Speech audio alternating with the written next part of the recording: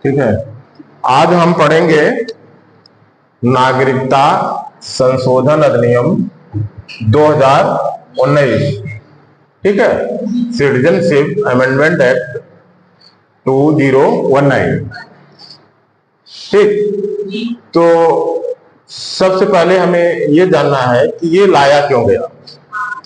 ठीक है, वास्तव में अफगानिस्तान, पाकिस्तान, बांग्लादेश, ठीक, इन देशों में ये महसूस किया गया, जैसा कि सरकार के अनुसार ये महसूस किया गया कि वहां पर ये लोग धार्मिक प्रताड़ना के शिकार हैं। ठीक, और वो आए जो शरणार्थी भारत में आ चुके हैं। ठीक, अब उनको नागरिकता देना आवश्यक है, क्योंकि ये यहाँ पर उनकी जो है दोयम दर्जे की स्थिति हो गई, अपने देश से चले आए हैं और यहाँ पर उनको नागरिकता नियमानुसार मिल नहीं रही है। तो इसी उद्देश्य से ये नागरिकता संशोधन अधिनियम 2019 लाया गया, ताकि किसको किसको, हिंदू, बौद्ध, जैन, सिख, पारसी, ठीक है, कौन कौन से, हिंदू, बौद्ध, जैन, सिख, पारसी, ईसाई। ठीक, ईसाई मतलब इतने धार्मिक समुदाय हैं, हिंदू, बौद्ध, जैन, सिख, पारसी, ईसाई। ये धार्मिक प्रताड़ना के शिकार हैं। कहां पर? धार्मिक प्रताड़ना के शिकार हैं। शिकार हैं कहां पर? पाकिस्तान, पाकिस्तान और बांग्लादेश, अफगानिस्तान,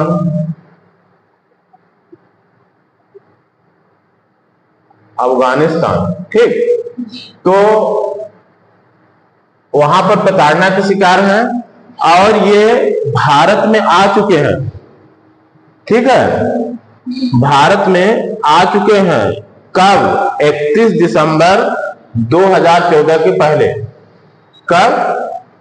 31 दिसंबर 2014 के पहले। ठीक है, 31 दिसंबर 2014 के पहले ये भारत में आ चुके हैं। इसमें मुस्लिम को शामिल नहीं किया गया है, क्योंकि जो भी जिन देशों को आप देख रहे हैं, जिन देशों का नाम लिया गया है, पाकिस्तान, बांग्लादेश, अफगानिस्तान, यहां पर मुस्लिम बहुसंख्यक है। ठीक है, मुस्लिम बहुसंख्यक है, बहुसंख्यक। ठीक है, अतः हम ये नहीं कह सकते कि ये धार्मिक प्रताड़ना के शिकार हैं। राइट, बहुसंख्यक धार्मिक प्रताड़ना का शिकार नहीं हो सकता। क्यों हो सकता है? नहीं। धार्मिक आधार पर बहुसंख्यक धार्मिक प्रताड़ना का शिकार नहीं हो सकता, इसलिए मुस्लिम को इसमें शामिल नहीं किया गया है।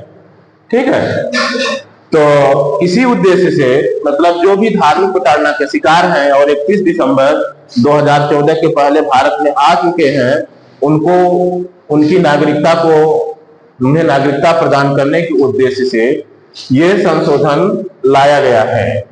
ठीक, क्या नाम है उसका? Citizenship amendment act 2019।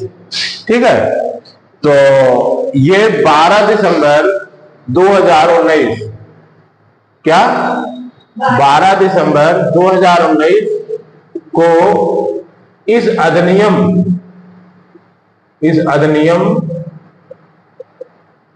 को राष्ट्रपति की स्वीकृति मिली। राष्ट्रपति की स्वीकृति मिली। ठीक है, अधिनियम को राष्ट्रपति की स्वीकृति मिली। अब इस अधिनियम में प्रमुख प्रावधान क्या है? यह अधिनियम अफगानिस्तान, बांग्लादेश, पाकिस्तान के 6 धार्मिक समुदायों हिंदू, सिख, बौद्ध, जैन, पारसी और ईसाई अवैध विदेशी प्रवासियों को भारतीय नागरिकता के योग्य बनाता है। वास्तव में हुआ क्या था कि ये जो भी ये धार्मिक समुदाय थे, कौन? हिंदू, बौद्ध, जैन, सिख, ईसाई, ठीक, तो ये अवैध रूप से भारत में आ चुके थे, अवैध रूप से। तो इनकी नागरिकता को वैध करने के उद्देश्य से ही यह अधिनियम लाया गया, ठीक। तो इनको ही योग्य बनाता है। यह उन लोगों पर लागू होता है जो अपने अपने देशों में धर्म के आधार पर प्रताड़ना के भय से भारत में शरण लिए हैं। मतलब पहली बात तो पहली शर्त यह है कि वो हिंदू, बौद्ध धर्म, जैन, सिख, पारसी और ईसाई होना चाहिए, ठीक। और वो भारत में शरण लिया हुआ है प्रताड़ना के आधार पर, प्रताड़ना के आधार पर भारत में शरण लिया है, ठीक है। तभी इस अधिनियम के तहत उसको लाभ मिलेगा। आधार है प्रताड़ना और धार्मिक प्रताड़ना, ठीक है। तो भारत में और 31 दिसंबर 2014 के पहले भारत में प्रवेश कर चुके हैं, ठीक है। इस अधिनियम में स्वाभाविक रूप से भारत की नागरिकता हेतु आवेदनकर्ताओं, जो कि 6 समुदाय से होंगे, के लिए योग्यता एक निश्चित समयावधि से भारत में रह रहा हो या केंद्र सरकार में नौकरी हो और कम से कम 11 वर्ष का समय भारत में बिताया हो। तो इस बात को संशोधित करके 5 वर्ष कर दिया गया। जो 11 वर्ष है उसको संशोधित करके 5 वर्ष कर दिया गया है, ठीक है। क्या? 5 वर्ष। तो यही है नागरिकता संशोधन अधिनियम 2019। तो क्या क्या बातें स्पष्ट हुई कि पहली बात तो नागरिकता संशोधन अधिनियम हिंदू, बौद्ध, जैन, सिख, पारसी और ईसाई धर्मों के लिए है। दूसरी बात कि ये अफगानिस्तान, पाकिस्तान और बांग्लादेश के होने चाहिए, ठीक। तीसरी बात वे प्रताड़ना के आधार पर भारत में शरण लिए हुए हो, ठीक है, और दिसंबर 2014 के पहले भारत में शरण लिए हुए हो। तो इस अधिनियम के अनुसार उनको भारत में वैध नागरिक माना जाएगा, ठीक है। बस इतना ही इसमें।